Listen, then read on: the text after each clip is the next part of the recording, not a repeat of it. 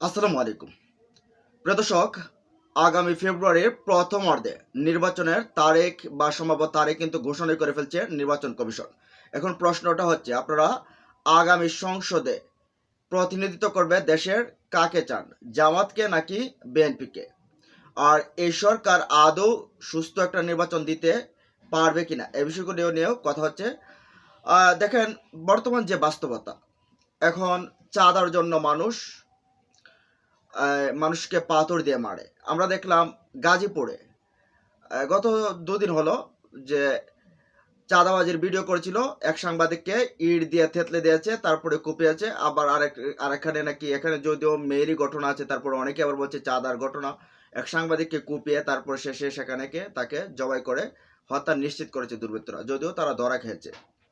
এখন ওই যে জামাতের একজন নেতা সেলিম উদ্দিন, উত্তরের আমির, ঢাকা উত্তর মহানগরীর আমির, তিনি বলছেন এখনই যদি চাঁদার জন্য যদি পাথর দিয়ে মানুষকে হত্যা করা যায়, তাহলে ভোটের জন্য কি করবে? প্রশ্নটা কিন্তু এখানে দাঁড়াচ্ছে।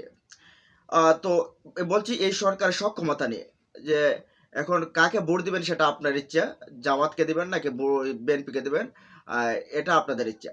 তো এখন এই সরকারের সক্ষমতা নিয়ে দেখেন, এই সরকার আসলো 1 বছরের উপর হয়েছে। এই 1 বছরে আসলে মাঠে মানুষের নিরাপত্তাটা কতটুকু, রাস্তাঘাটে বলেন, দোকানপাটে বলেন, মানুষের বাড়িতেই বলেন, মানুষের নিরাপত্তা কতটুকু? আপনি যদি দেখেন সেই সময়কার কথা, আওয়ামী লীগের কথা, আওয়ামী লীগ যা করছে, পুরো জাতিকে 15 বছর এত নির্যাতন করেছে, টাকা পাচার করেছে, বিভিন্ন কিছু করেছে, কিন্তু সেখানে তারপরেও রুটে ঘাটে মানুষ চলতে একটা অভয় পেত যে আমি যেতে পারবো। কিন্তু এখন মানুষ এটাও পাচ্ছে না। এখন একটা আমরা বিপ্লবোত্তর একটা সরকার রয়েছে, কিন্তু এই সাহসটা পাচ্ছে না মানুষ।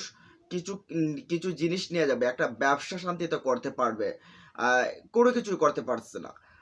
চাঁদাবাজি, এখন চাঁদাবাজরা নির্দিষ্ট কোনো দলের, তারা দল ছাড়া এরকম ভাবে করার কথা না। এখন কার দলে কোন দলে সেটা আপনারা ভালো জানেন, সেটা আপনারা জানাবেন কমেন্ট বক্সে। এখন কথা হচ্ছে যে এই সরকার, যে সরকার সেনাবাহিনীকে মাঠে নামিয়ে রাখছে, শুধু পুলিশ প্রশাসন, যেহেতু পুলিশ মার খাইছে 24-এ, তার ভেতরে ভয় আছে। এই পুলিশ প্রশাসনের কথা বলছে না, যে জায়গায় সেনাবাহিনীকে মাঠে নামিয়ে রাখছে সেই জায়গায় অহরহ মানুষের এই মৃত্যু হচ্ছে। যেখানে মনে করেন একটা এই সবজির দাম আছে, সবজির দামটাও আছে, কিন্তু মানুষের জীবনের দাম নেই। সেখানে আপনি লেভেল প্লেইং ফিল্ড নির্বাচনটা আসলে কিভাবে আশা করেন? ওই যে এখন আমরা দেখলাম জাতীয় পার্টির যে কাজী, সম্ভবত জাফর না কি জানি, তিনি কাজী ফিরোজ, সম্ভবত তিনি বলছেন যে আওয়ামী লীগের সময় তো দিনের ভোট রাতে করছে, আর এখন যদি নির্বাচন হয় তাহলে তো এক দল আগেই মিছিল, নির্বাচনের ভোট হওয়ার আগে মিছিল দিয়ে দেবে যে তারা পাস, কারণ ভোট কেন্দ্র সবগুলো তারাই দখল করবে। এখন কথা হচ্ছে যে এই সরকার আসলে সক্ষমতাটা কতটা, আসলে কি সেই সক্ষমতা আছে? এখন এই সক্ষমতা না থেকে একটা আবার যে সেই পুরনো ধারার গতানুগতিক রাজনীতিতে ফিরে যাওয়া, পরবর্তী 5টা বছরের জন্য জাতিকে আবার সেই অন্ধকারের দিকে ঠেলে দেওয়া।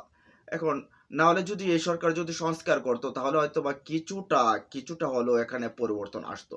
কিন্তু এই সরকারকে যে আশা নিয়ে আনা হয়েছিল, কোনো কিছু হয়নি। কারণ এই মুহূর্তে আপনার জামাত বলেন, ইসলামী আন্দোলন বলেন, এনসিপি বলেন, গণ অধিকার পরিষদ বলেন বা বিএনপি বলেন, যাই বলেন না, এখন নির্বাচনে গেলে নির্বাচন কি আসলে সুষ্ঠু হবে? এখন নির্বাচন, আপনি কাকে ভোট দিবেন? যদি আপনি গিয়ে আবার ওইখানে গিয়ে দেখেন যে ভোট কেন্দ্রগুলো দখল হয়ে গেছে, আপনি ভোট দিবেন তো দূরের কথা, আপনি তো ভোট কেন্দ্রের কাছাকাছি যেতে পারবেন না যদি এই অবস্থা চলতে থাকে। এখন আসি যে আপনি জামাতকে ভোট দেবেন নাকি বিএনপিকে দেবেন, সেটা সম্পূর্ণই আপনার একান্ত ব্যক্তিগত ব্যাপার। তবে আপনি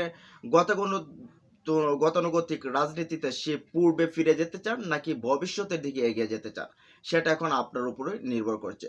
এখন দেখেন, বিএনপির নেতারা বিশাল দল, এখন বিশাল দলের কারণে বিশাল এই কর্মী বাহিনীকে তারা অনেকে নিয়ন্ত্রণ করতে পারছে না। তবে আমরা দেখলাম যে বিএনপির 4,000-এর উপর নাকি সেখানে বহিষ্কার করা হয়েছে।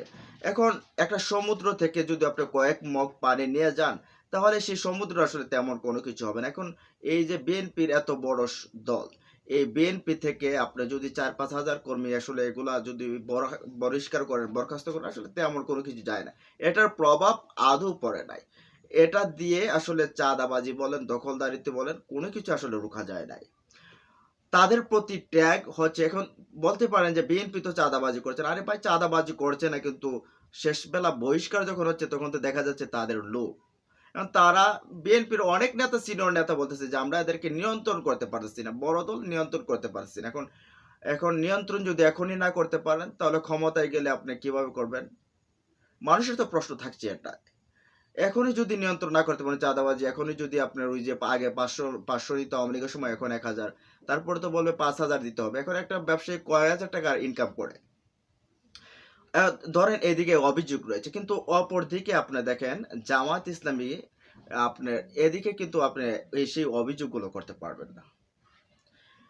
আপনি জামাতকে একটা ব্লেম দিতে পারেন, সর্বোচ্চ ব্লেম দিতে পারেন, তারা রাজাকার। তারা এই যে যুদ্ধের সময় যদিও সেখানে তাদের রাজাকারের সংখ্যা মাত্র 37 জন, আওয়ামী লীগে 8,000-এর উপর, বিএনপিতে 1,000-এর উপর, সেই ব্লেমটা কিন্তু ওই যে নাচতে নতুন বইয়ের পায়ে পায়ে পায়ে আসলে দোষ ধরা যায়, এটা বলা আছে না, জামাতের আসলে সবখানেই দোষ ধরা যায়।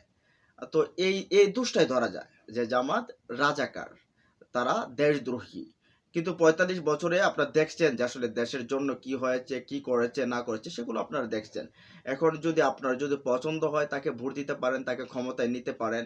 এখন দুইটা গতানৈতিক ধারা, একটা ভবিষ্যতের দিকে যাচ্ছে, একটা আপনার আপনাকে পূর্বে ফিরিয়ে নিয়ে যাচ্ছে।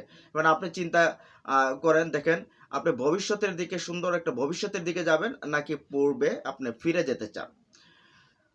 তো আগামী নির্বাচন একটা আদর্শ এবং একটা ঐতিহ্যের লড়াই।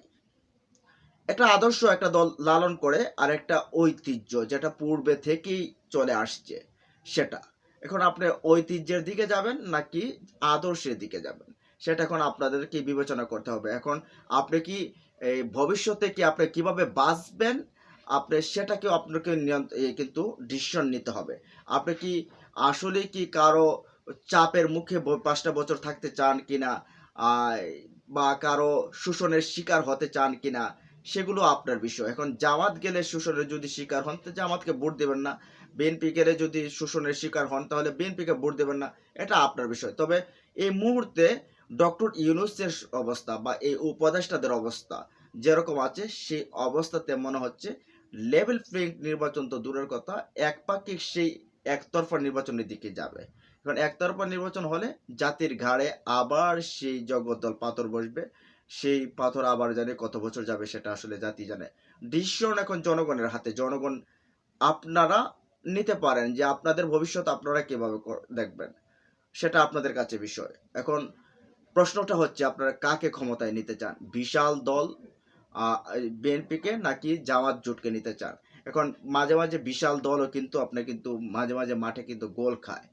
ঠিক আছে, দেখেন গত এই যে বিশ্বকাপ গেছে, সেখানে কিন্তু জার্মানির কাছে এই কোরিয়া জিতে গেছে, দক্ষিণ কোরিয়া। আবার এই স্পেনের সাথে মরক্কো জিতে গেছে, ছোট দলগুলো কিন্তু জিতে গেছে। এরকম হয় হয় কিন্তু বড় দল অনেক সময় মাঠে খায়, কিন্তু তাদের কর্মকাণ্ডের সময় খায়, কারণে খায়, তাদের পারফরমেন্স না দেখানোর কারণে খায়। তো এখন ডিসিশন মেকার আসলে দেশের জনগণ আসলে কি করবে না করবে, কাকে ক্ষমতায় নেবে না নেবে, সেটা আসলে 24-70 যে জনগণ, যদি এখন সচেতন জনগণ, তারা নেবে। তো এখন আপনি কোনটার পক্ষে, আপনি কোন জনগণের পক্ষে, সেই 24-এর আগের জনগণের পক্ষে নাকি 24-এর পরবর্তী জনগণের পক্ষে? জনগণ আপনি, সেটা হচ্ছে আপনার চিন্তাধারা এবং আপনার ব্যালটের উপর নির্ভর করবে।